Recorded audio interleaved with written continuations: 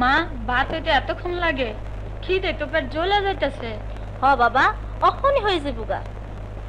হি আল্লাহ, এই মাসুম বাচ্চা করে আর কত বুঝ দিয়া রাহুম। মোমেনা, তুমি খালি হাতে ফিরে আইলা, সাইলানো নাই। কই থেকে আনো? সারাদিন ঘুরলাম, কোনো কাম পাইলাম না। তুমি সাইল লই আইবা, আমি এই আশায় পাতিলে পানি জাল দিতাছিলাম। এখন আমি বাচ্চা তো কাছে কি জবাব দিমু?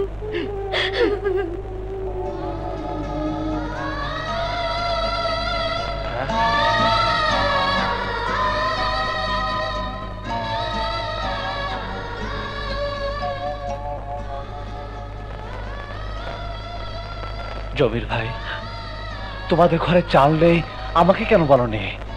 আরে আমি কি তোমাদের পর হয়ে গেছে? আর কত কমুরে ভাই, তুমি একার কত করবা? কুটি সুদরি মিল বন্ধ করে দেওয়ার পর কেউ রিক্সা চালায়, কেউ ঠেলা ঠেলে, কেউ গোপনে ভিক্ষা করে, আবার কেউ পেটে গামছা বাইন্দা পানি খেয়ে দিন কাটাইতেছে।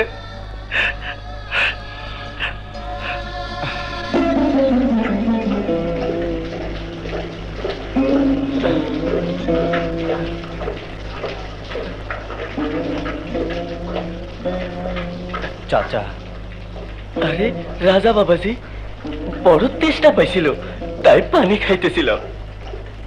তোমার জামাটা উঠাও তো। আহা, উঠাও না।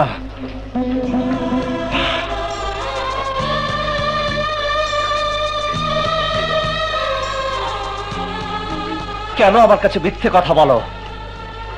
খিদের জ্বালা আর সইতে পারি না, তাই পেটের মধ্যে গামছা বাইটা রাখছি। চাচা, বস্তির প্রতিটি ঘরে অভাব আর অভাব। খিদার জ্বালায় শিশু কান্দে, মায়ের বুকের দুধ শুকায় গেছে। তুমি তো রাজা, তুমি কি কিছুই দেখতে পাও না? ওটার তো মানুষের কান্দের আওয়াজ তোমার কান পর্যন্ত পৌঁছায় না। পৌঁছাবে, আজ থেকে পৌঁছাবে চাচা, পৌঁছাবে। যে কোটি চৌধুরী অন্যায়ভাবে তোমাদের বেতন বন্ধ করে দিয়েছে,